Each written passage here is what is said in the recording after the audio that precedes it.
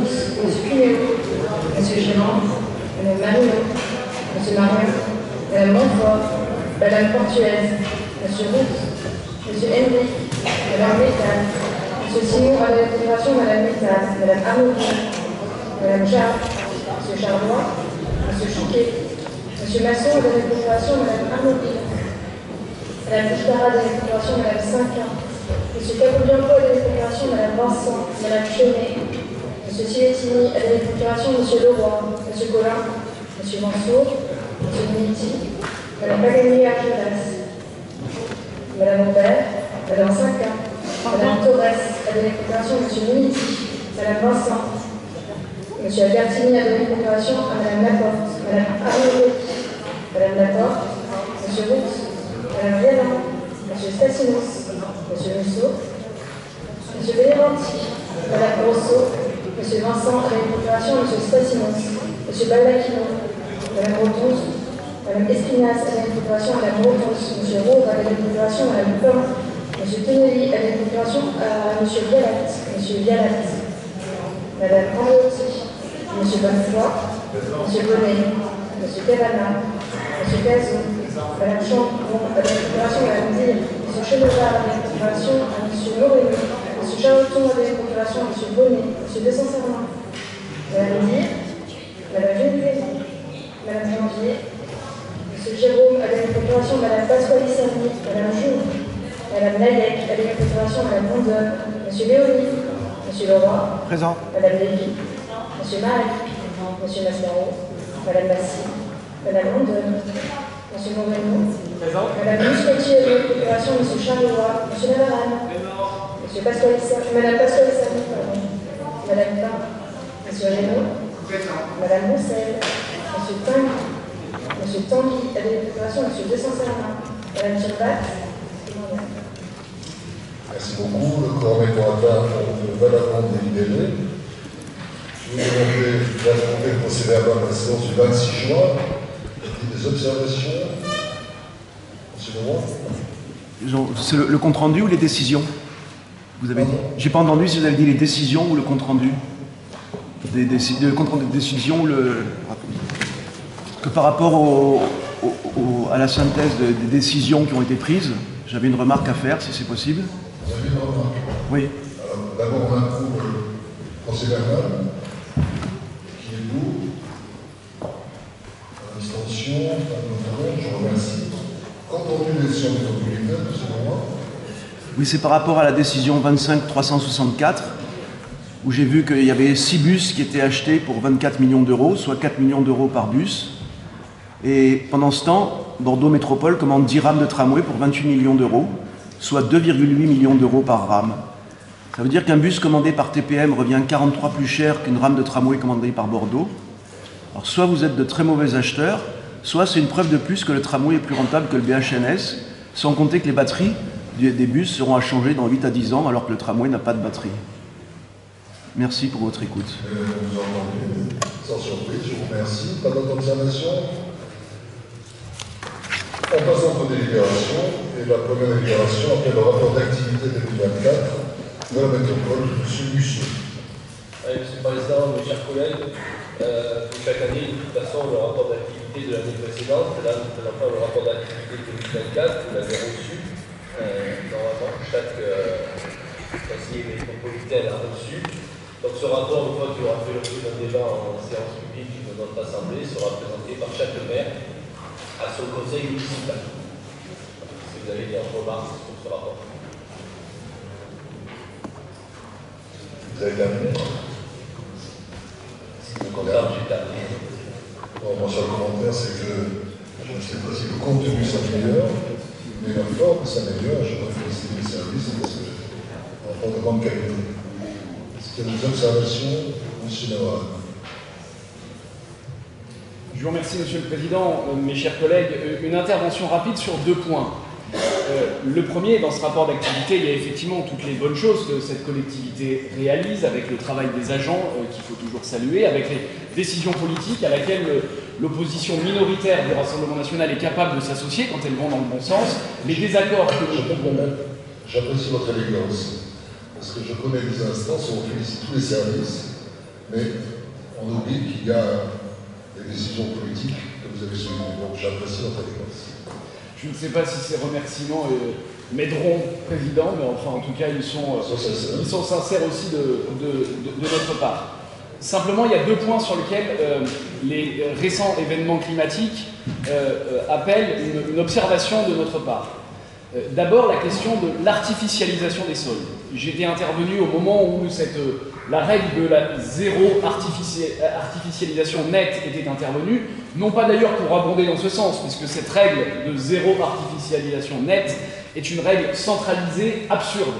Ceci étant, elle peut révéler, ça et là, et pour le territoire toulonnais en particulier, une certaine forme de cohérence. Sur les territoires très artificialisés, il y a effectivement un regard plutôt très vigilant à avoir en comparaison à des territoires qui, eux, peuvent s'urbaniser beaucoup plus facilement. Les récents événements climatiques ont prouvé d'ailleurs que la ville de Toulon était beaucoup trop artificialisée, par notamment un double mécanisme, l'augmentation de la population, dont la majorité municipale qui participe à la majorité métropolitaine s'est pendant longtemps félicitée, avec un petit retour en arrière sur le fait de reconnaître qu'aujourd'hui on avait atteint peut-être un point de saturation en termes de volume de population pour Toulon, parce qu'on sait que le corollaire de cela, c'est la nécessité d'urbaniser pour pouvoir héberger avec les formes de familles qui se sont développées, et donc une nécessité d'avoir plus de logements. Donc sur ce sujet, une alerte toujours, que notre collectivité doit veiller sur les territoires déjà très urbanisés à ne pas trop artificialiser. Et puis deuxième effet, et ça c'est aussi un critère de contestation que nous avons dans la politique métropolitaine, c'est la simplification pour l'administrer. Et là encore, pour ceux qui ont été sinistrés, ils ne savent pas s'il faut s'adresser à la mairie, s'il faut s'adresser à la métropole et à ses différents services. Et là aussi, il y a selon nous un effort de simplification pour l'administré, que l'administré puisse comprendre qui fait quoi, et tout du moins que le politique permette cette simplification. Donc encore une fois, ce rapport d'activité sera adopté, mais nous souhaitions intervenir sur ces deux points pour rappeler à la fois au désaccord mais au point de vigilance nécessaire. Je vous remercie. Merci. Est-ce qu'il y a d'autres observations, Madame la Porteuse? Alors, ce rapport d'activité 2024 témoigne du dynamisme de notre métropole. Et je salue plusieurs réussites, notamment l'action en faveur de la transition écologique avec le papier Petit Côtier et la sécurisation des sites sensibles. Là, le dynamisme économique qui confirme que CPN est le premier pôle d'emploi du Var, ou encore des efforts pour plus de solidarité et d'inclusion avec le contrat de ville et l'accueil dans le cadre du DOD des stagiaires en situation de handicap. C'est à souligner. Mais ce rapport souligne aussi des défis. En mobilité, nous devons accélérer le développement des transports collectifs et des mobilités actives. En ce qui concerne les finances, le poids du fonctionnement face à l'investissement, 447,2 millions d'euros en fonctionnement et 184 millions en investissement, peut interroger sur la capacité à investir pour les transitions futures. Et en ce qui concerne l'urbanisme, peu de détails sur la relocalisation ou l'adaptation des logements face aux risques climatiques, érosion et submersion, alors que c'est un enjeu majeur. Je pense notamment au logement en bordure de littoral. Enfin, la participation citoyenne et l'habitat renforcée. En résumé, des avancées solides, mais avec la nécessité d'aller plus loin pour une métropole durable, attractive et solidaire. Je vous remercie. Merci. Observation. Peut-être un point de commentaire sur les deux interventions de M. Navarre. La ZAN, je ne sais pas si c'est bien ou si c'est mal.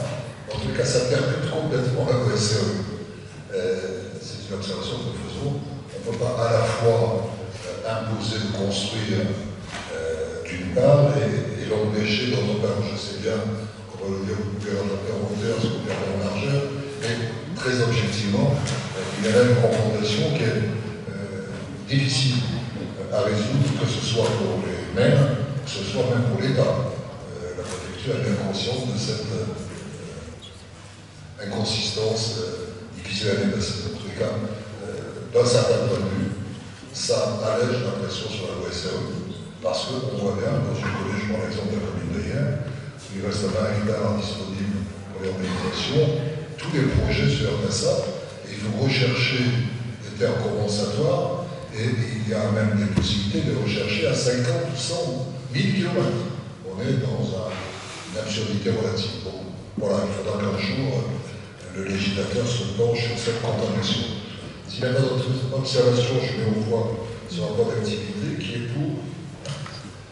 Abstention, une abstention, je vous remercie. Le deuxième point, le troisième, je ne sais pas.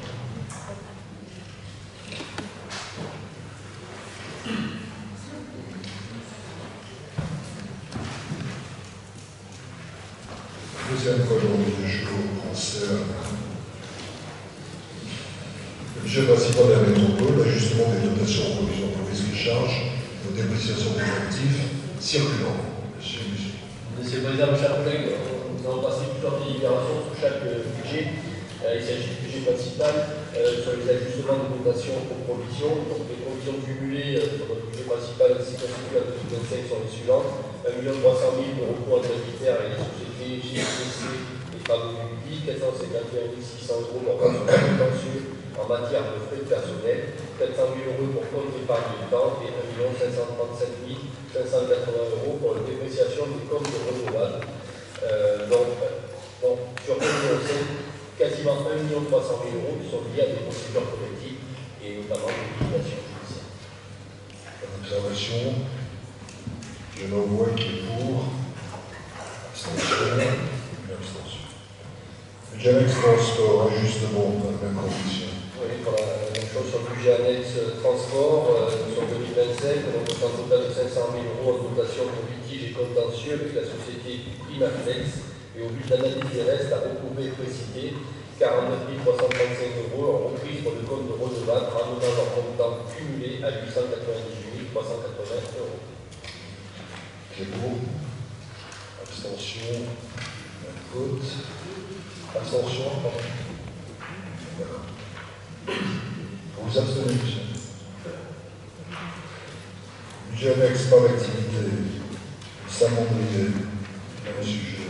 Il s'agit essentiellement de dépréciation des comptes de redevables pour un montant de 28 000 euros sur le budget annexe du parc d'activité marine de Saint-Mandrier, 14 000 euros sur le budget annexe espace d'activité entrepreneuriale innovante et universitaire, 7 900 euros sur le budget annexe de l'assainissement non collectif et 9 600 euros sur le budget annexe de l'entreprise métropolitaine. C'est une déclaration qui reprend 4 budgets. Qui est pour.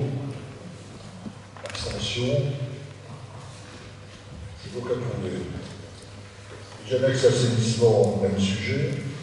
Et le sujet, on a un total de 800 000 euros en reprise pour litige et contentieux à la société Quatrimex. Et au vu de l'analyse des restes, à recouvrer et préciser 192 600 euros en reprise pour les comptes de redevables, ramenant un montant cumulé à 643 184 euros. Qui est pour.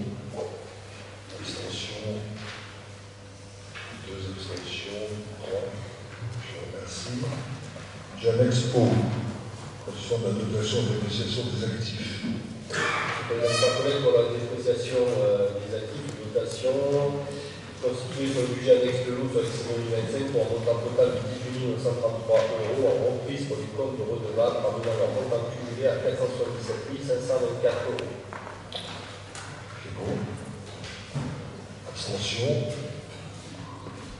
C'est donc approuvé. Budget annexe port métropolitain et tout port de commerce. Pour les ports métropolitains et non ports de commerce pour 2025, une dépréciation des comptes redevables pour un montant total de 139 110 euros en dotation sur le budget annexe des ports métropolitains, 36 329 euros en reprise sur le budget annexe de non port de commerce, portant un montant cumulé respectivement à 414 160 et 46 697. Qui est contre. Qui s'abstient. C'est donc approuvé. Libération du convention d'attribution d'un fonds de concours par TPE de la ville de Toulon au déplacement d'un foyer municipal. Monsieur Bussy. Proposons un fonds de concours par la ville de Toulon d'un montant de 392 227,36 € sur un coût total de l'opération de 800 464 euros.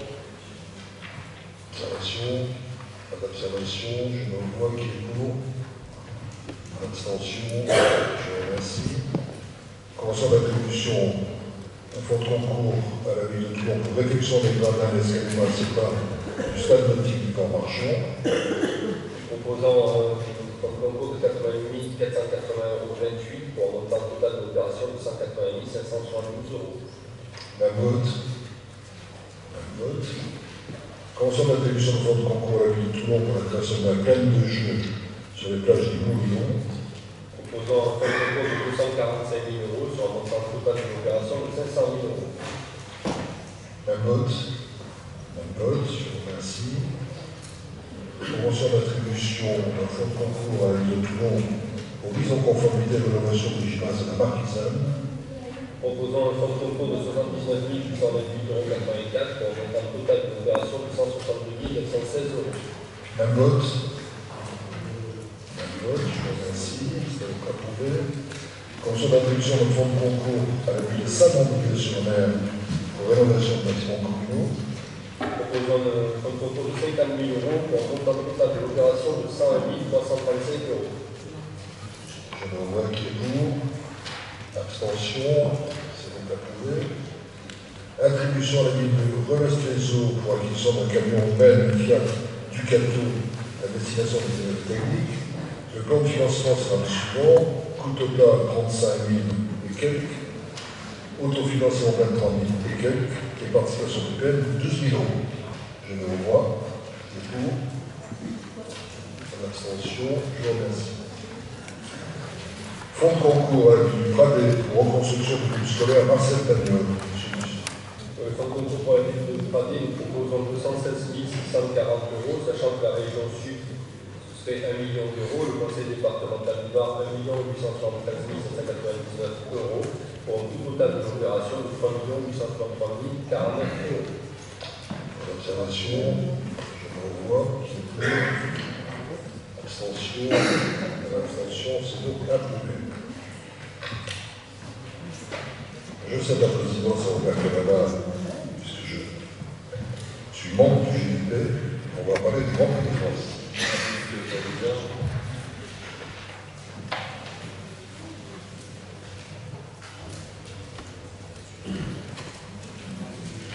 Et je cède la parole à M. Rousseau.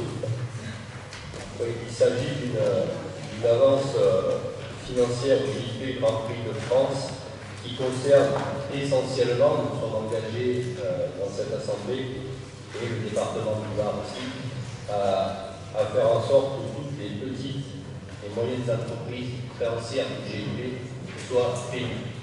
Donc cette somme, aujourd'hui, l'avance financière de 1 236 113 € concerne le paiement des petites et des créances des petites et moyennes entreprises. Tout le reste, la procédure, les procédures continuent. Il y a un liquidateur et nous nous sommes engagés à ce jour pour que les petites et moyennes entreprises locales qui ont participé, qui ont des créances sur le GIP, soient remboursées.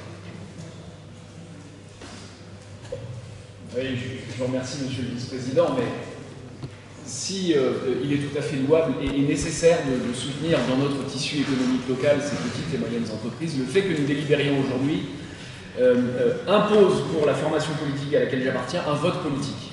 Nous sommes minoritaires, donc nous n'aurons pas d'impact à travers ce vote sur le règlement des factures de ces petites entreprises. Mais nous ne voulons pas, en votant pour, laisser entendre qu'il est normal et qu'il est acceptable d'avoir cette situation sans d'ailleurs qu'aucun élément, ni du rapport d'audit, ni des procédures que la métropole Toulon-Provence-Méditerranée, avec le département du Var, ont souhaité engager. Nous ne savons pas, nous, exactement où est-ce que le bas a blessé sur la gouvernance et les dépenses somptuaires de ce GIP qui, je le rappelle, est présidé par une autorité politique, par Christian Estrosi, validé par une autre autorité politique, par Renaud Muselier, président de la région Provence-Alpes-Côte d'Azur, Christian Estrosi, président de la métropole de Nice et maire de Nice. Aujourd'hui, s'il est nécessaire, peut-être, d'aller soutenir, et sûrement, les entreprises, les petites entreprises du tissu local, nous ne voulons pas que soient passées sous silence les graves carences de gestion de ce GIP, surtout quand on sait qu'au final, et à la fin, on va devoir payer, quoi qu'il en soit, l'addition de ces dépenses somptuaires. Donc, est-ce que vous pouvez aussi nous assurer que l'intégralité des éléments seront fournis aux élus métropolitains pour pouvoir juger des graves manquements dont on soupçonne Christian Estrosi, Renaud Muselier et ceux qui ont géré ce GIP. Je vous remercie. Je pense que les positions prises par notre président et par le président du département du Var vont dans ce sens. Nous avons été clairs. Nous voulons savoir s'il y a eu ou pas de grave manquement, comme vous le dites. Aujourd'hui, il y a un liquidateur. Aujourd'hui, il y a des procédures qui sont en cours. Donc, je ne m'engagerai pas sur ces procédures. Je ne connais pas le résultat. Quoi qu'il en soit, oui, bien sûr, toute la transparence sera donnée à cette Assemblée. Et aujourd'hui, notre délibération ne concerne que notre participation, c'est à 14%, pour régler les dettes que nous avons, les créances qu'ont sur le GIP, les petites et moyennes entreprises locales qui sont de confluence, celles qui ont obtenu les marchés. Ensuite, tout ce qu'on a pu lire dans la presse, il y a eu des enquêtes en cours et je ne peux pas me positionner. En revanche, bien sûr, nous ferons preuve de la plus grande transparence. Pardon, juste question subsidiaire, est-ce qu'on est certain que dans ces petites et moyennes entreprises, il n'y ait pas l'ajustement des dépenses qui n'avaient pas lieu d'être? Et est-ce qu'on s'assure malgré tout de pouvoir, si jamais le résultat de l'enquête le prouvait, avoir une partie du remboursement de ce qui n'était pas justifié? Aujourd'hui, c'est un liquidateur indépendant qui a été désigné. Donc moi, je n'ai aucune raison de ne pas lui faire confiance. Il y a un contrôle qui a été exercé, plus vigilant puisqu'il a pu être auparavant, puisqu'on en est arrivé là. En revanche, il est bien évident qu'en ce qui concerne le liquidateur, lui est responsable devant la justice à titre personnel et qu'il fera très attention et on peut lui faire confiance. Merci. S'il n'y a plus d'observation, je vous propose de passer au vote. Qui est pour? Qui est contre? Qui s'abstient? Je vous remercie. Nous pouvons appeler Monsieur le Président.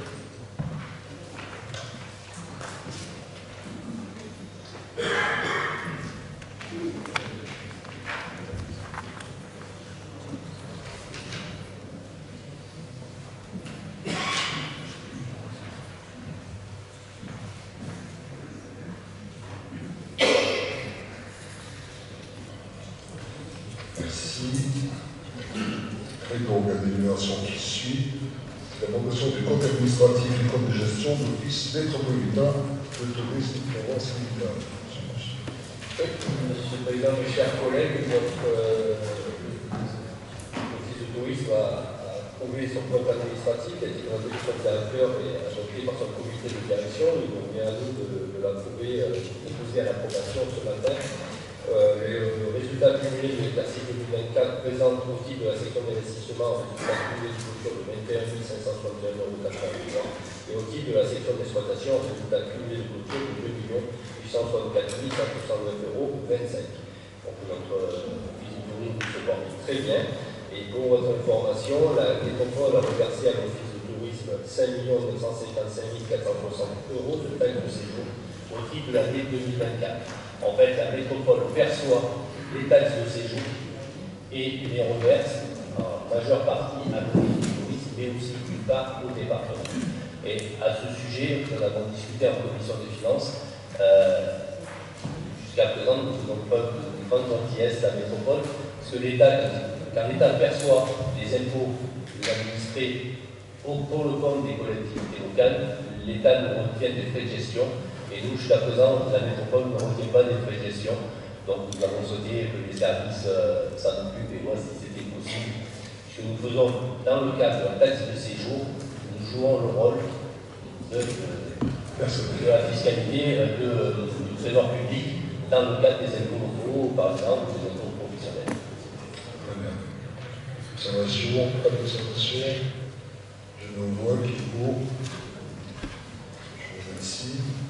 Alors, budget politique du même office. Le budget politique de l'office qui présente un total d'un fonctionnement de 10 285 882,23 €, et un investissement de 438 472,86 €, qui fait donc un total général de 10 724 345,09 €.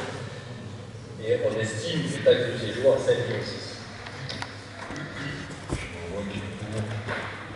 Abstention. Merci. Alors, toujours pour l'office, l'approbation du rapport d'activité 2024, M. Stassinos.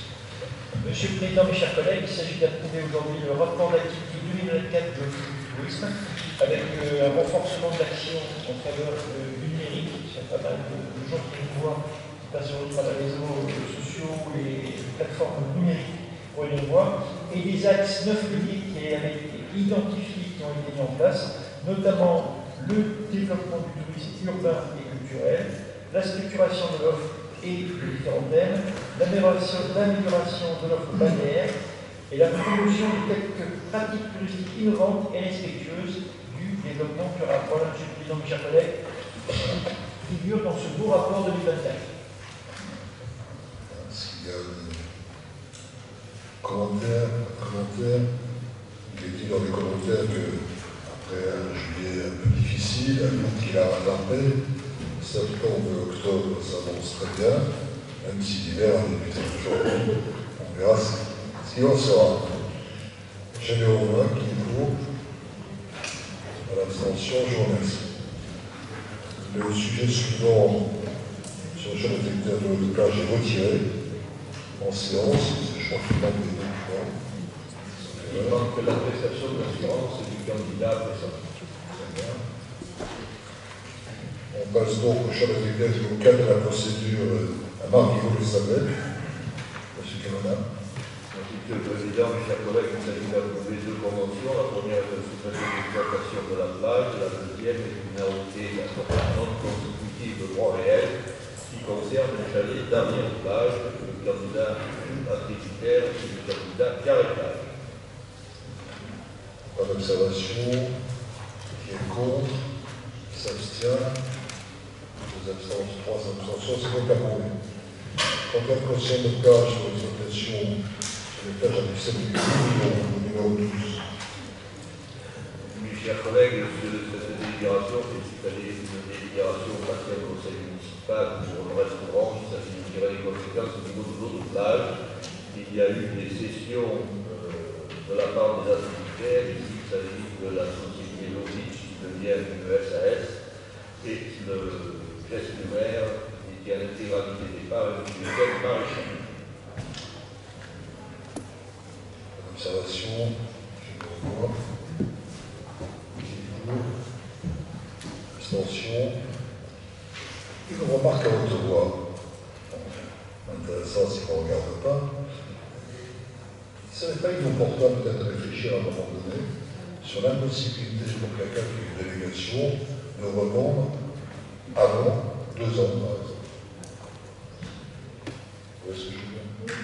Parce que imaginons qu'un jour, quelqu'un ait 6 plages d'un coup, il en vend 5 le lendemain, c'est quand même une spéculation. Donc peut-être une mesure anti-spéculation, si elle est légale, qui imposerait de ne pas revendre dans un délai trop bref, nous faisons sur notre sujet, pour avoir un intérêt, M. Gérard.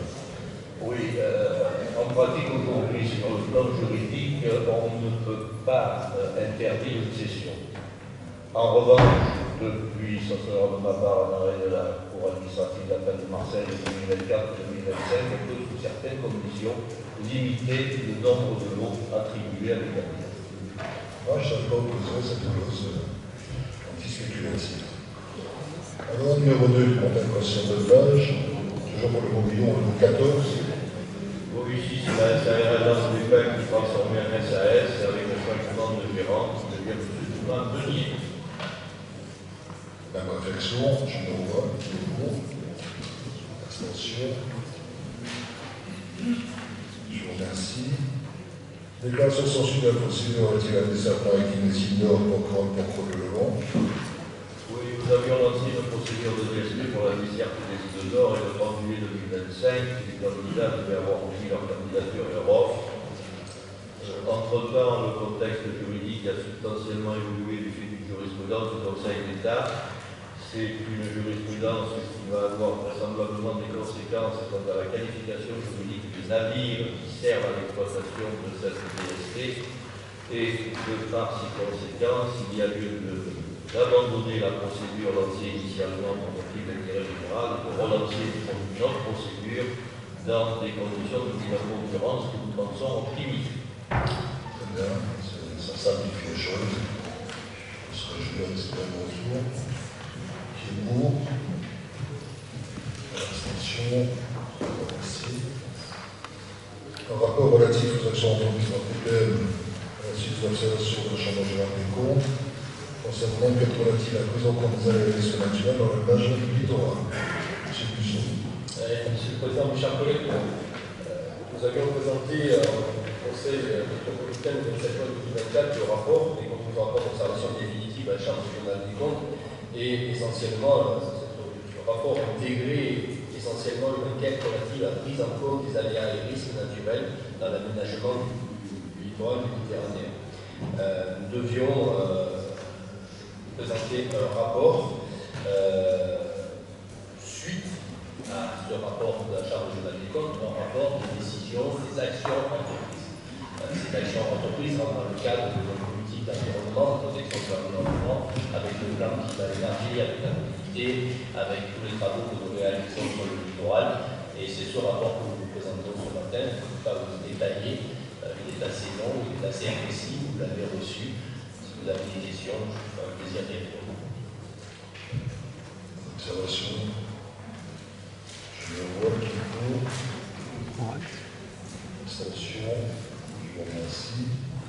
Actualisation du tableau des activités permanentes, M. Busson.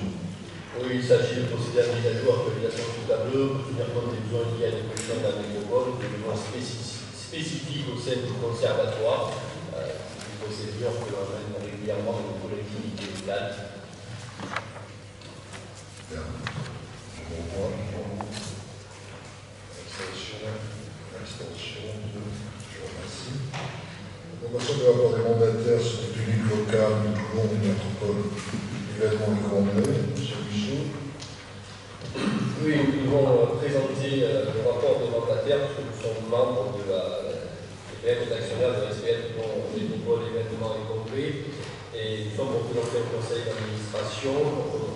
Il y a un rapport d'activité qui est présenté au conseil d'administration chaque année. Et les personnes présentes au sein du conseil d'administration doivent présenter, les représentants de TPM au sein du conseil d'administration doivent présenter un rapport qui reprend ce rapport d'activité. Les principales activités de l'année 2024 concernant la mise en œuvre et l'obligation du service public de la métropole TPM ont été la gestion de l'exploitation annuelle du bureau des tournages et du hangar logistique, l'organisation de la fête des Salins du 14 et 15 septembre, l'organisation de l'avant-première de la saison 1 de la série télévisée Tom Pereza le 30 septembre, l'organisation de la cérémonie des Trophées TPM le 9 octobre, l'organisation du parcours tournage marin et sous-marin du 15 au 16 octobre et l'organisation de la première soirée de tournage le 19 décembre. Observation. Pas d'observation. Je me vois qui est pour. Je vous remercie.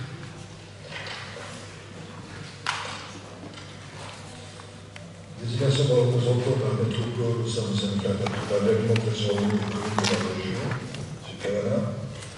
Mes chers collègues, il s'agit de remplacer M. Patrick Bompas au sein de cette instance et la candidature proposée de M. Jean-David Marion. Si tout le monde en est d'accord, nous pouvons procéder à sa désignation en main levée. Pas d'observation. Qui est pour. Abstention. Je vous remercie. Toujours représentant de la métropole au sein du comité syndical syndicaliste du schéma de Grèce, territorial du SCOT, France Méditerranée.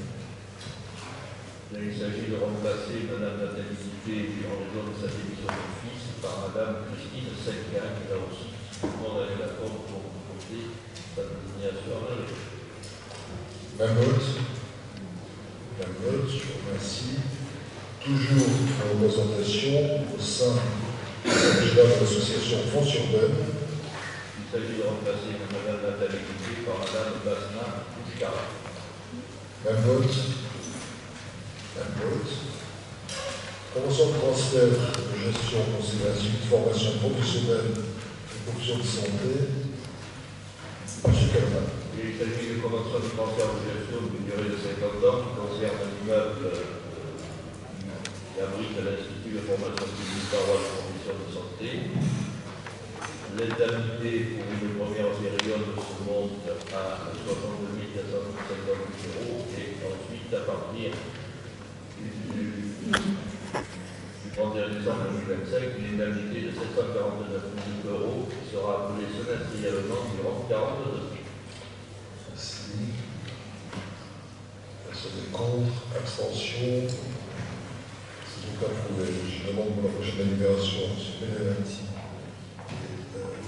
Tanguy de bien vouloir nous quitter. Je demande encore la chancelière Saint-Léonard pour la convention pluriannuelle entre l'Union Château-Vallon-Liberté et la République. Monsieur Guérin. Ah, pardon.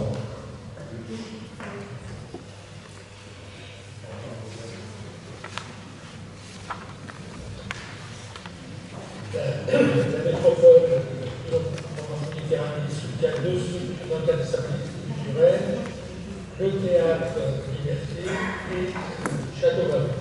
Ces deux associations se sont réunies dans une association commune qui s'appelle Union Château-Vallon-Liberté. C'est cette association qui dispose du label scène nationale. Aujourd'hui, pour établir un cadre contractuel entre l'Union Château-Vallon-Liberté, toujours Provence-Méditerranée, le ministère de la Culture, la DRAC, la région et le département, sous forme d'une convention pluriannuelle d'objectifs, définissant des objectifs de mise en œuvre du projet culturel et artistique pour les saisons 2025-2026 à 2028-2029 et de vous autoriser à signer cette convention. Merci.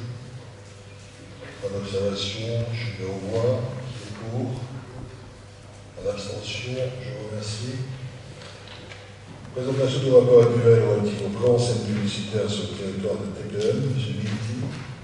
Merci, M. le Président. Mes chers collègues, la société SICOM est titulaire du contrat de concession relatif aux installations de préenseignes commerciales sur la voie publique de la métropole. Ce contrat de concession prévoit la production d'un rapport annuel pour le concessionnaire qui retrace la totalité des opérations de la ligne.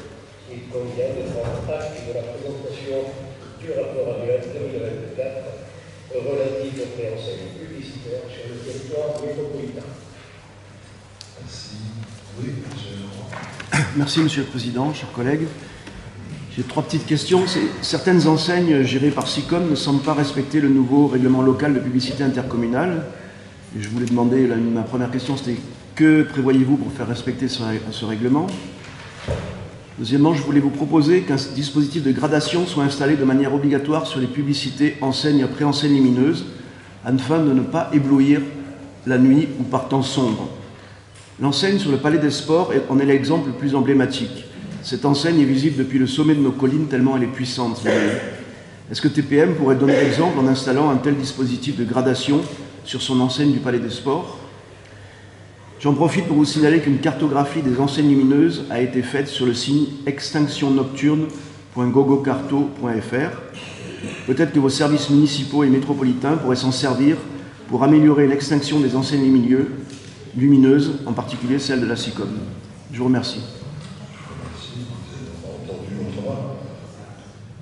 Comme ça, il ne faut pas être entre 1h et 5h du matin.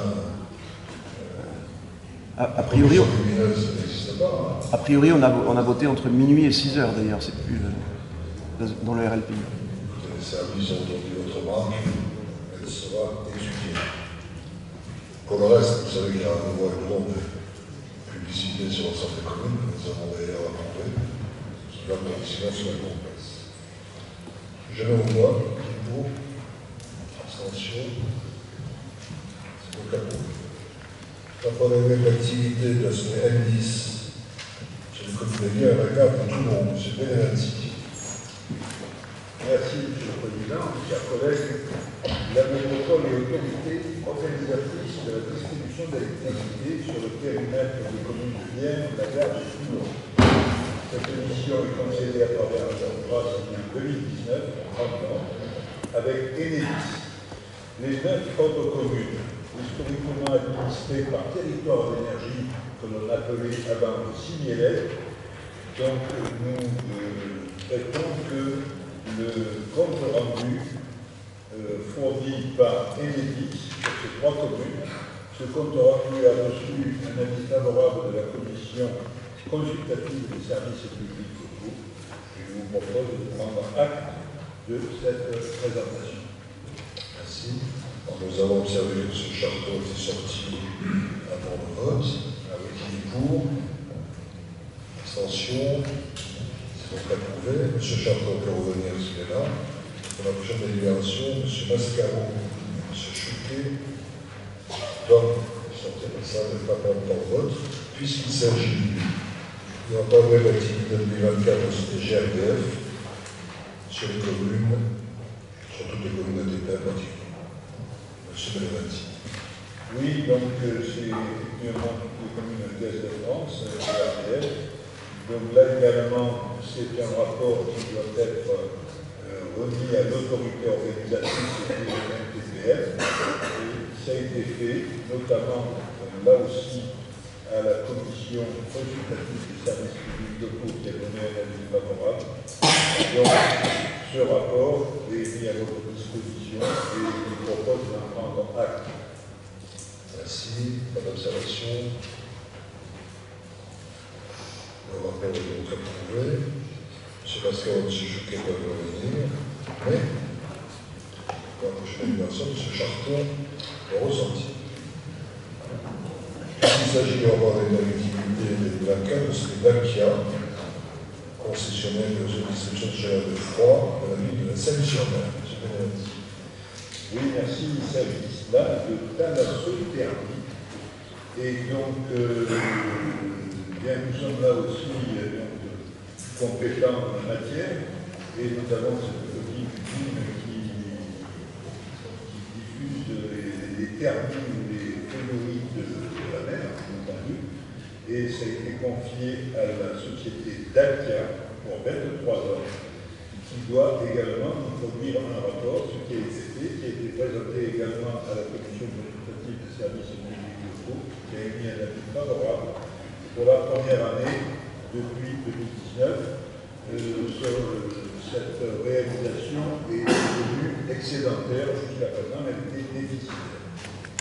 Voilà, je vous propose de valider ce rapport annuel. Merci. Bon, comme je le disais en commission, c'est un très beau projet. Et j'aurais envie qu'il soit répliqué à plusieurs endroits dans la métropole. Nous avons la chance d'avoir la mer juste à côté de nous pour nous faire de la régulation thermique. Donc c'est vraiment un beau projet à dupliquer au sein de la métropole. Merci beaucoup. Il y a quand même quelques contraintes techniques. Et donc, à partir d'une usine, on peut difficilement diffuser trop loin parce qu'après, il y a une perte de chaleur, bien entendu. Il y a encore un petit potentiel sur l'usine de la Seine, mais si on veut dupliquer, il faut faire plusieurs usines. Tout à fait. Voilà. Pas d'opposition, pas d'abstention. Il est donc approuvé. L'huile de hier, les palmiers hier. Pas les palmiers, hein. L'huile de hier. Révision allégée. Alors, l'huile d'hier, d'apostrophe. Révision allégée de la retraite du PLU. Définition de l'objectif poursuivi de la conservation de l'humidité. Chers collègues, la présente délibération entend fixer les modalités de la concertation de la révision allégée numéro 2 du PLU de hier les palmiers en mettant à disposition du public le dossier en mairie ainsi qu'un registre papier de concertation. Le dossier sera également consultable sur le site internet de la ville et la population pourra émettre des avis par le biais de l'adresse courriel dédiée ou par courrier. Par observation, je me vois qui est pour. Abstention, je vous remercie. L'huile de siphonnage, justification d'absence de nécessité de réaliser une évaluation environnementale pour la modification de la loi du PLU. Par avis conforme de l'autorité environnementale en date du 10 juillet 2025, celle-ci a conclu, en l'absence de nécessité d'évaluation environnementale, de la modification numéro 1 du PLU de siphonnage. À l'application de l'article R137 du Code de l'urbanisme, la décision relative à la réalisation ou non d'une évaluation environnementale doit donner lieu à une délibération motivée du conseil métropolitain. Merci.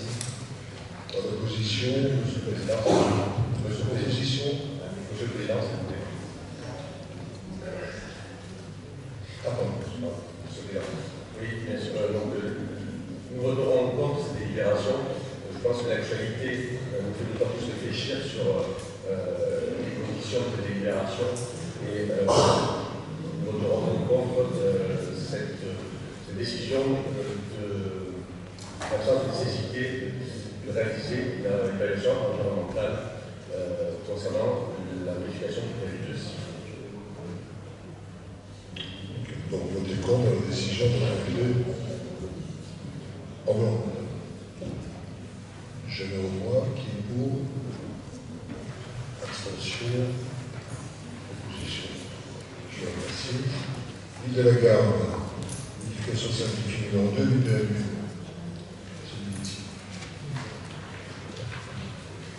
La procédure vise là à exclure les conditions prévues en zone agricole, les affrontements nécessaires aux ouvrages techniques liés à des équipements collectifs. Bien. C'est des observations, pas d'observations, pas d'opposition, abstention. C'est donc approuvé. Je vous remercie. Bilan de la consécration d'opération d'aménagement qui est sur la commune de Lille. La délibération numéro 2504-062 du 30 avril 2025 a défini les objectifs et les modalités de cette concertation. Il convient désormais de tirer le bilan. Bien. Pas d'opposition, pas d'abstention, abstention. Je vous remercie. Avis sur la demande d'inscription de la commune de la Seine, comme littéralement de la métropole service des communes exposées au recul du trait de côte. Par délibération en date du 12 juin 2025, le conseil municipal de la Seine s'est prononcé en faveur de l'inscription de la commune à la liste prévue à l'article L321-15 du Code de l'environnement. Il revient donc au conseil métropolitain de se prononcer sur cette inscription. Donc la demande de la métropole sera collective pour 4 communes. Vous me confirmez, médiatrice? Ce sera une bonne chose, puisque la commune de hier, par exemple, qui devrait être inscrite en 2021, pourra l'être à ce moment. Je le revois, qui est pour. Abstention. Merci. Commune d'Olliou, le projet d'aménagement du centre-ville, projet d'expropriation de cause d'utilité publique, M. Viti. La commune d'Olliou porte un projet de valorisation de son centre-ville par la création d'un quartier culturel sur les actuels parkings de Leroy, de Malraux et Stendorf. Dans le cadre de ce projet, il est prévu de modifier le carrefour 30D existant par un giratoire afin de mettre en double sens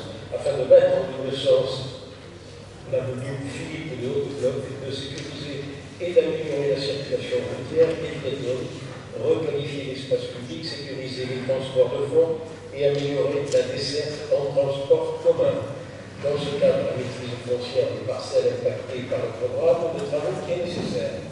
L'enquête publique étant désormais terminée, le Conseil métropolitain est invité à se prononcer sur l'intérêt général de l'opération d'aménagement, objet de la procédure de DUP. Bien. Pas d'observation. Je le revois qui est pour. Abstention. Abstention, je vous remercie.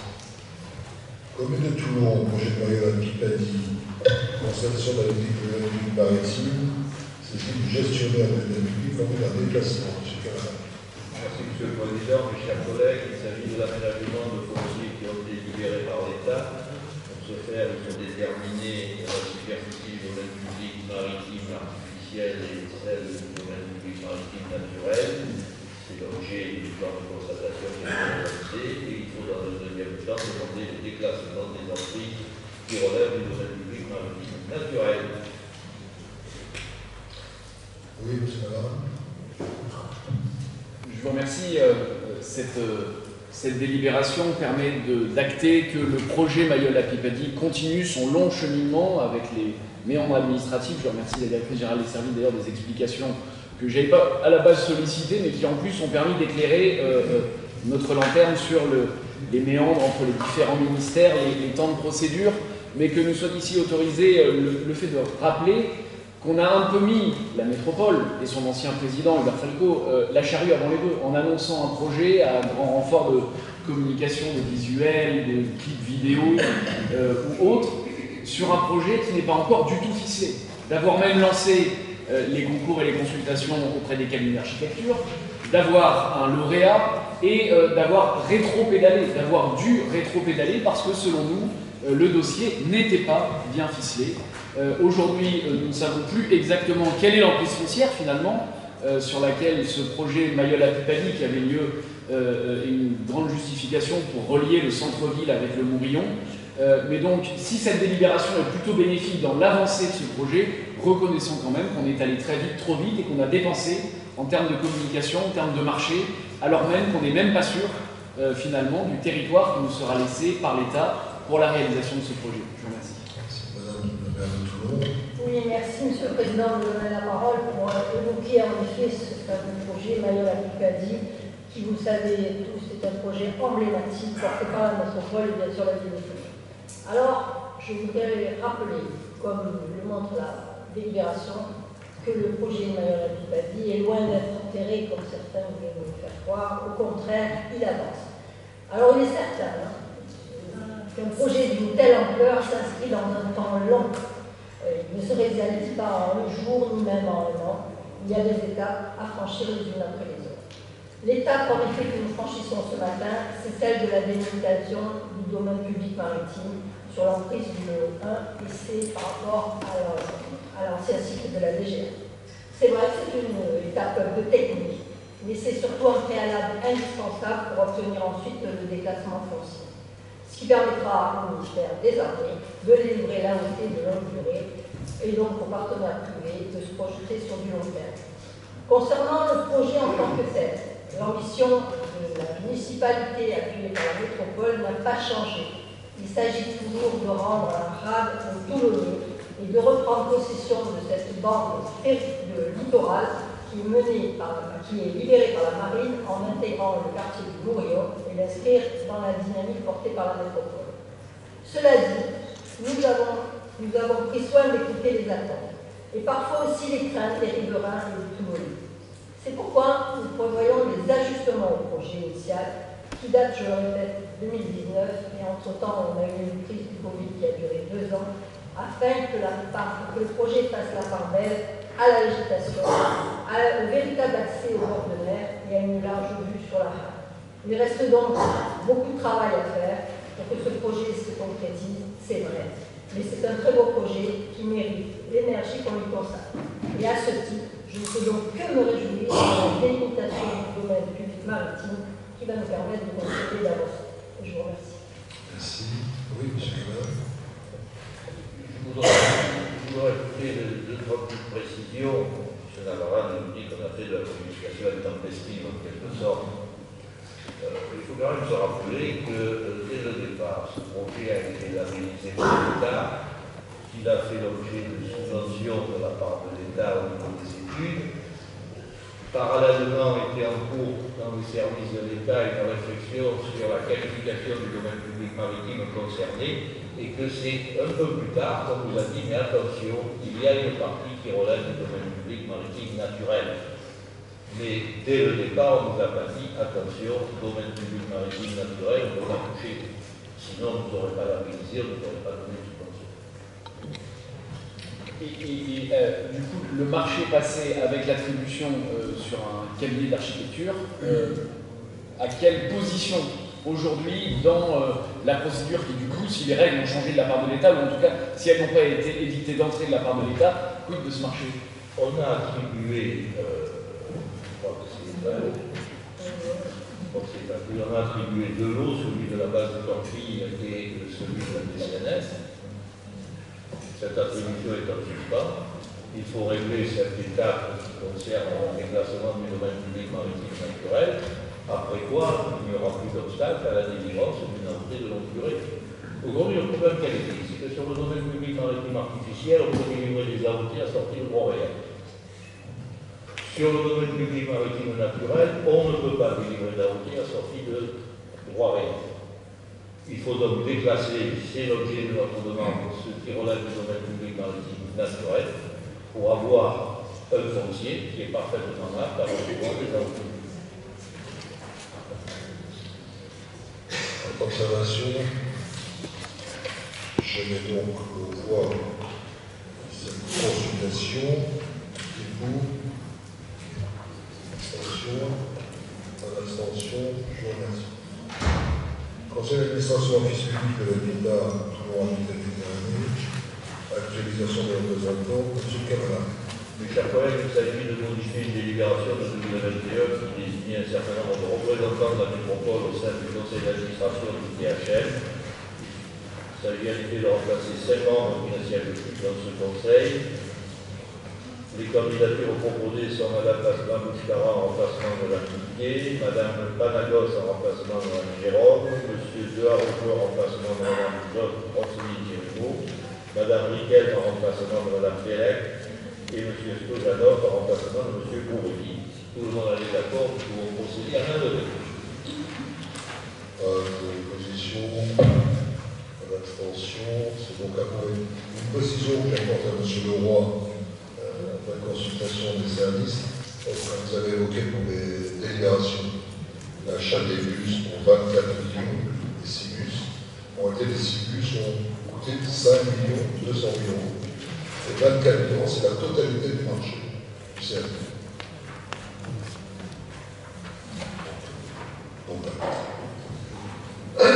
Renouvellement des représentants de la métropole au sein du conseil maritime de Cassagne. 2025-2028, M. Cavana. Oui, la métropole est une structure membre de ce conseil. Il s'agit de désigner des élus qui la représenteront pour la période 2025-2028. Les candidatures proposées sont M. Gilles Vincent de la Hiver et M. Yann Tegui en tant que suppléant. Et là encore, si tout le monde est d'accord, on peut procéder à la levée. Observation, abstention, c'est donc approuvé. Amendement numéro 1, contrat d'objectif territorial de l'agence l'ADEME. L'avenant numéro 1 portant l'actualisation et consolidation de la convention de financement numéro 22 PAD 0557 précise 5 objectifs régionaux, notamment sur l'adaptation au changement climatique et le réemploi solidaire. Le contour financier de l'ADEME est à hauteur de 350 000 € maximum et est proposé de signer l'avenant numéro 1 du contrat d'objectif territorial avec l'ADEME pour la période 2023-2027. Merci. Observation, pas d'abstention, pas d'opposition, c'est donc approuvé. Contrat de l'État de Tour 19, engagement de la métropole en tant que structure animatrice de la phase 2 et mettre du mois d'action. La présente délibération a pour objet d'autoriser le président de la métropole PPN à signer l'avenant contractuel de la phase 2, ainsi que les dossiers de demande de subvention relatifs aux actions de la métropole inscrites à la programmation et de confirmer l'engagement de la métropole PPN en tant que structure porteuse et animatrice de la phase 2 du contrat de B pour la période 2025-2027. Observation, c'est donc approuvé. Toujours contrat de B, remboursement des frais de certains experts.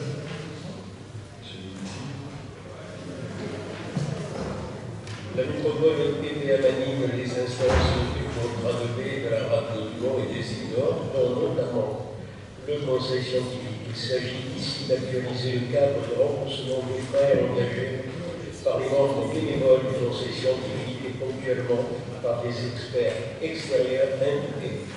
Les dépenses seront imputées sur le budget général de la métropole. Il faut délibérer. Pas d'observation, pas d'abstention, c'est donc approuvé. D'abord, sur la stratégie métropolitaine plus perméable, même s'adapter aux études de changement climatique.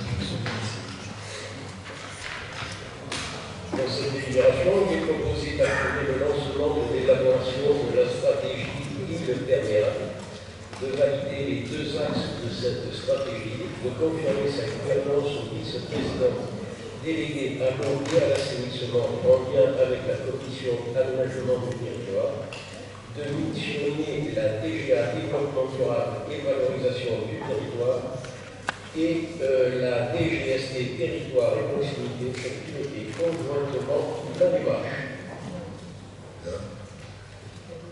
L'observation, l'extension, l'opposition. Je crois qu'on a cette délibération, je crois qu'on a oublié la 47, si j'ai bien suivi. La délibération 47.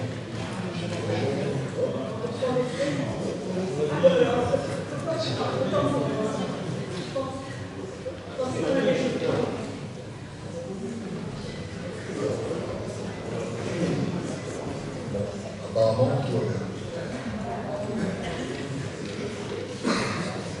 Alors, adhésion de la métropole au groupement syndical de l'association Réseau Vélo et Marche pour l'année 2025. Monsieur Cavana. Merci, Monsieur le Président, mes chers collègues. Il est proposé d'adhérer à l'association Réseau Vélo et Marche pour l'année 2025 et de désigner un représentant de la métropole titulaire ainsi qu'un représentant suppléant. Une candidature proposée sont Mme Lévy en tant que titulaire, Mme Baptisti en tant que suppléant, et si nous sommes d'accord, on peut le faire à main levée. Alors, on vote à main levée, elles sont sorties, les 2 candidates. Jacques Roy qui est pour. Je vous remercie. Elles doivent donc revenir. Madame Lévy va nous parler de la déclaration de projet et récupération de la demande de déclaration d'utilité publique, le projet de transport en commun en site propre. Quand elle sera revenue.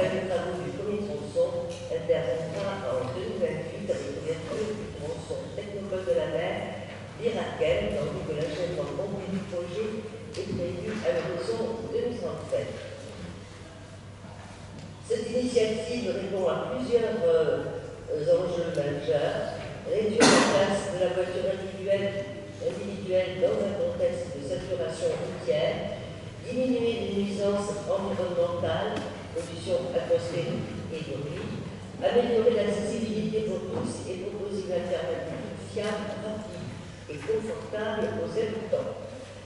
Le coût global de l'opération d'HMS est estimé à 341 millions d'euros, PDC.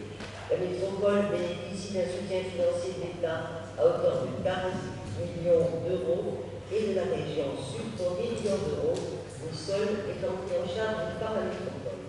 À l'issue de l'enquête publique, la commission d'enquête a rendu un avis favorable, assorti de recommandations et réserves.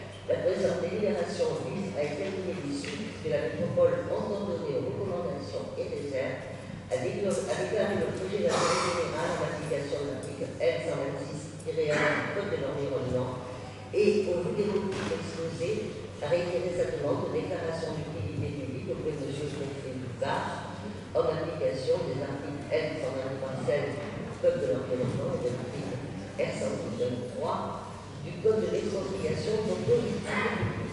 La déclaration de projet atteste de l'intérêt général de cette opération.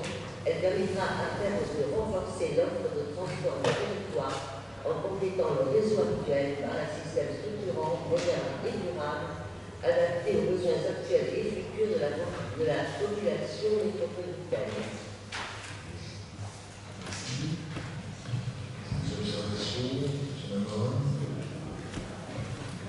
Je vous remercie, Monsieur le Président, mes chers collègues. Permettez-moi de prendre une minute pour vous raconter une page d'histoire de Toulon, celle du sabordage. Oui, du sabordage de la flotte, mais pas celui de 1942, le sabordage de la flotte de tramway. Un projet qui a été validé par les maires, les conseils municipaux de ce qui était l'arc de l'agglomération à la fin des années 90, début des années 2000, un projet amorcé et d'ailleurs une enquête qui avait valu 8000 réponses à l'époque. 8000 réponses. Je voudrais le faire en parallèle avec les 536 réponses sur la dernière enquête qui, elle, vient de se terminer et sur laquelle nous avons eu le rapport des commissaires enquêteurs. Il y a 20 ans, du coup, un brutal changement. Il y a 20 ans, en 2006, Toulon-Provence-Méditerranée décide d'abandonner, de s'aborder le projet d'une flotte de tramway, d'un DCSP, un moyen de locomotion, un transport en commun qui était dimensionné pour un territoire tel que le nôtre. Depuis, cette collectivité, communauté d'agglomération, métropole, a collecté plus de 400 millions d'euros auprès des entreprises, a ponctionné les entreprises pour financer ce projet tramway qui ne verra pas le jour avec votre majorité, et puis à dépenser, commencer à dépenser cette somme. Et puis l'évolution politique, les choix erratiques ont orienté ce projet vers un BHNS, vers un gros bus. Donc on a sabordé la flotte de tramway pour un gros bus qui va nous coûter près de 800 millions d'euros. Parce que c'est la réalité, entre les investissements déjà réalisés, les dépenses qui avaient été engagées, puisque tout le monde était d'accord pour faire un tramway, ça a d'ailleurs été reproché, mais enfin, quand on est bon gestionnaire, on anticipe, hein, gouverner c'est prévoir. Et puis, on passe du coup d'un projet, on s'aborde le projet de 80 000 utilisateurs pour un projet de 35 000 utilisateurs, c'est-à-dire qu'on diminue par deux pour une enveloppe financière, pour un coût global qui, lui, explose. Alors, la commission, les commissaires enquêteurs qui ont rendu leur rapport ont émis des doutes. Et c'est d'ailleurs assez inédit, c'est assez rare sur ce type de projet d'avoir un rapport aussi négatif. Émis des doutes sur la viabilité du projet en termes stratégiques, de la validation du concept et du choix du mode. Et puis il y a eu un certain nombre de recommandations, des réserves qui ont été apportées, notamment une d'ailleurs, hein, celle que le site propre, c'est-à-dire la voie dédiée uniquement à ce gros bus qui remplace le tramway sabordé, eh bien était seulement sur 70% du trajet. C'est d'ailleurs un peu cynique de la part de notre collectivité d'avoir répondu que si jamais il était avéré qu'il y avait un gain de vitesse à augmenter cette part de voie dédiée, de site propre, hein, l'augmenter d'un petit peu plus de 70%, ce qui est demandé par les commissaires enquêteurs, c'est de tendre vers le 100%. Si jamais il y avait un gain de vitesse, on pourrait réévaluer ce pourcentage, mais forcément, quand il y a un site propre, il y a un gain de vitesse. Donc j'allais dire, c'était un petit peu la palissade qui était faite par la métropole. Qu'est-ce qui empêche techniquement d'augmenter de 70% le site propre? En un mot commençant, hein, 2006, le changement, on décide de passer sur un BHNS, on est 20 ans après, pardon j'anticipe un peu, 19 ans, 20 ans, ça sera l'heure des élections municipales et métropolitaines l'année prochaine. Au bout de 20 ans, on n'a toujours pas le gros bus. Et là, on délibère de manière tardive, parce qu'on sait qu'il y a eu un certain nombre d'errances de la part de la majorité métropolitaine sur ce choix, certes aussi des procédures, mais ça c'était les erreurs d'avoir mal lancé le projet gros bus. Nous allons voter pour notre part une abstention parce que nous ne voulons pas gréver les avancées malgré tout, certes faibles, certes qui ne sont pas suffisamment dimensionnées, mais qui sont malgré tout une capacité de maintenir les emprises foncières et demain, pourquoi pas, passer d'un sabordage, on le sait, c'est ce qui s'était passé en 42, on a pu reconstruire, passer d'un projet BHNS que vous aurez initié à l'évolution dans le temps sur cette emprise foncière d'un projet plus ambitieux, plus cohérent et qui répond plus à la nécessité d'un vrai grand transport en commun pour cette métropole. Nous nous abstiendrons sur cette DUP que vous souhaitez lancer. Malgré tout, puisque vous vous êtes entêté pendant 20 ans, allez au bout de ce projet BHNS et gageons que sur les emprises foncières, nous pourrons demain faire mieux. Je vous remercie. Monsieur Lebrun.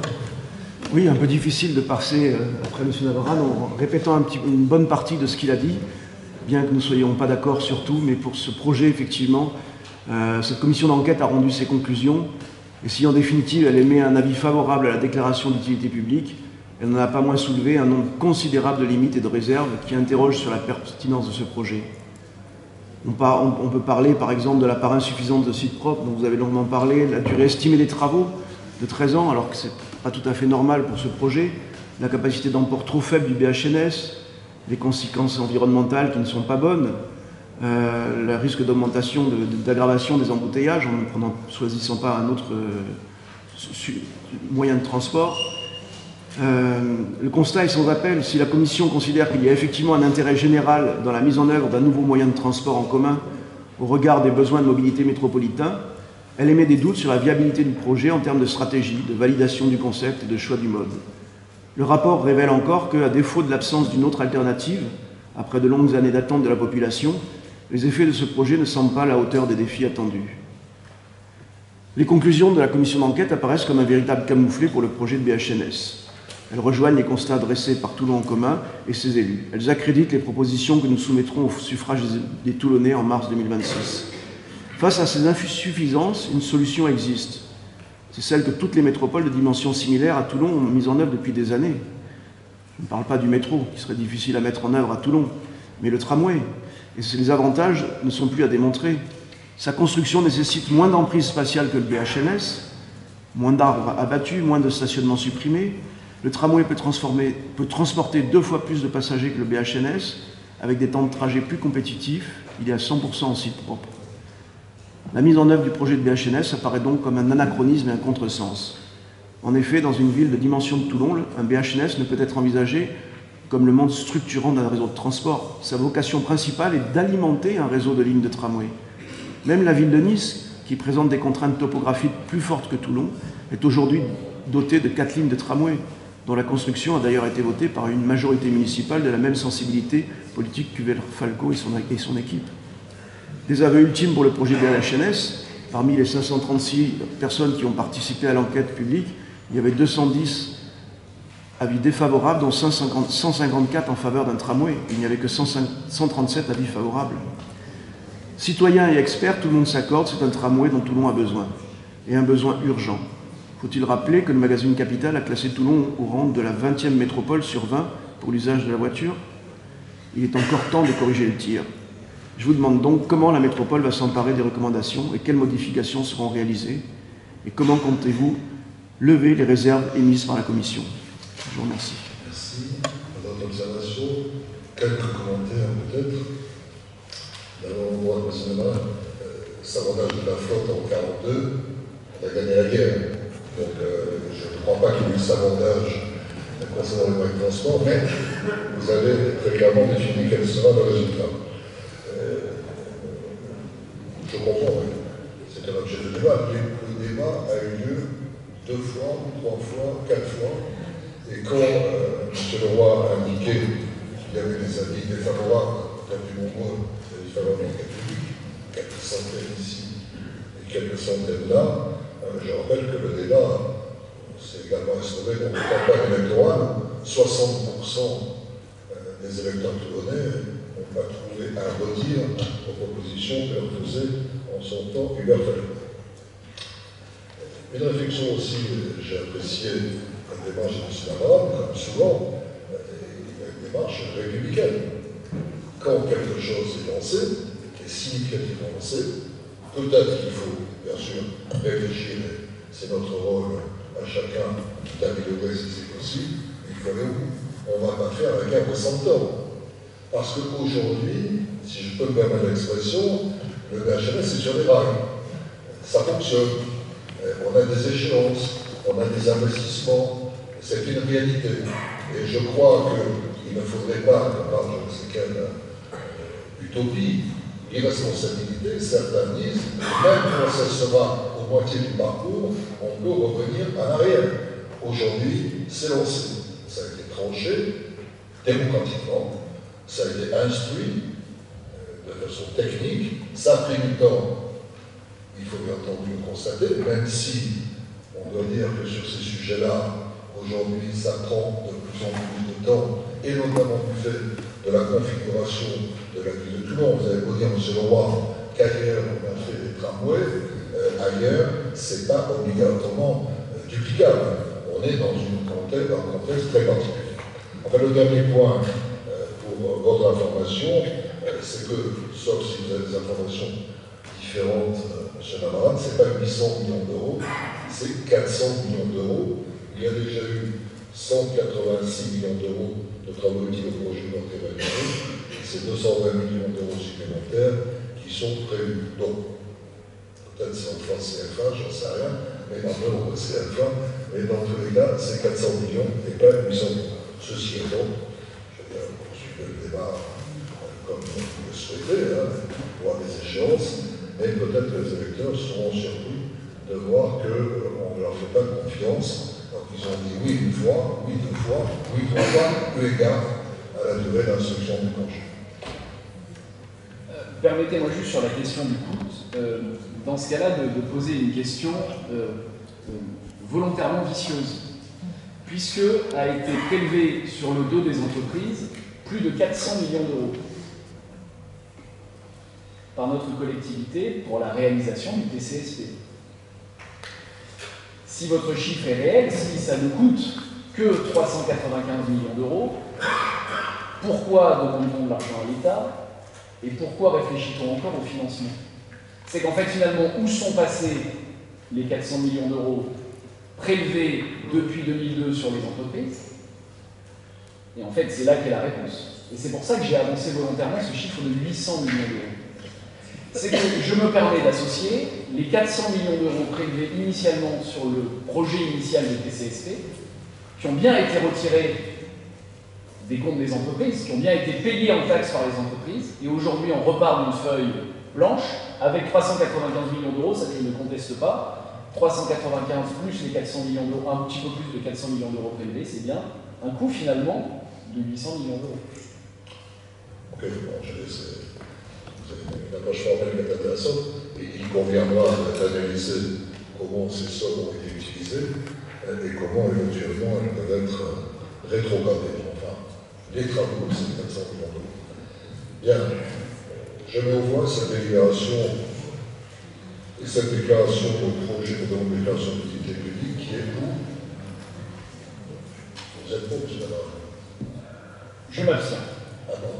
C'est la démarche républicaine dont vous parliez tout à l'heure. Je ne me rappelle pas de la conclusion, mais j'avais apprécié votre démarche. Abstention, qui est contre? Monsieur Leroy, je vous remercie. Convention de financement relative à la réalisation du projet de bus à haut niveau. Madame Lévy. Oui, effectivement, Monsieur le Président, c'est la suite à métropole a été lauréate de l'appel à projet TCSP et PEN lorsque le premier temps au 15 décembre 2020.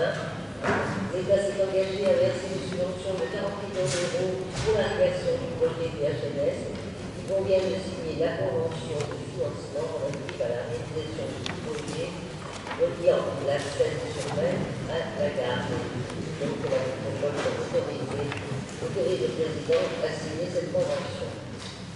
Merci. Je me vois pour. Abstention. Je vous remercie. Je donne la parole à M. Roux pour la convention de refacturation des consommations d'électricité de la métropole PPR dans la commune de Basseille. Merci, M. le Président, mes chers collègues. Le point de livraison qui arrive en d'électricité ici de l'Esplanade Paris, de l'espace portuaire sec et à pont des câbles du port de Rodégo, est partagé depuis le transformateur général d'Ascension, pour lequel la ville de la Serre est titulaire des contrats de fourniture d'électricité. La commune de la Seine-sur-Mer a réglé pas de référence autorisée de l'Esplanade de Paris pour les années 2023-2024 pour les deux parties pour l'aide à la consommation du site portuaire Port des Câbles pour le compte de la métropole. Dès lors, une commune remboursée, la commune 353 604,54 € pour la République, 191